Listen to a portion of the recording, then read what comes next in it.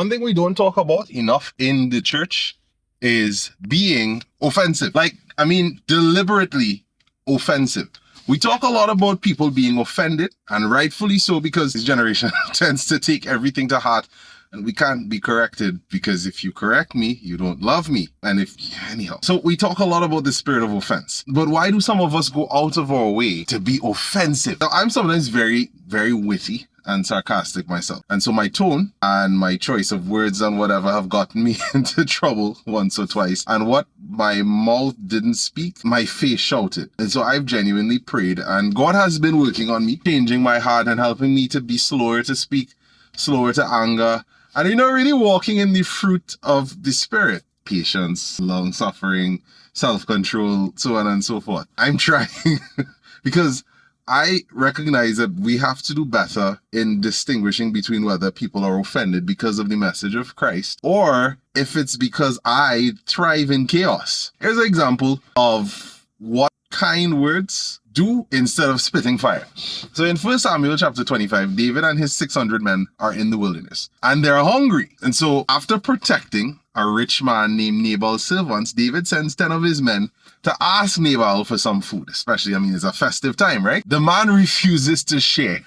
And worse yet, he insults David. So when David's men return and tell him what Nabal said, David is mad, he's incensed. And so he tells 400 of his men, pick up your swords, we can done Nabal worries. And not just Nabal, all of the men that are associated with him. And so boom, someone tells Abigail, Nabal's wife, what's about to go down. And so she gathers a whole bunch of food and some wine and she leaves and she intercepts David. And so she starts to speak kindly to David and pleads with David to not take what her husband said seriously. So David now says, hey, well, blessed is her advice, and, so on and so forth, because if she didn't come and talk to him, Nabal would have felt the hurts.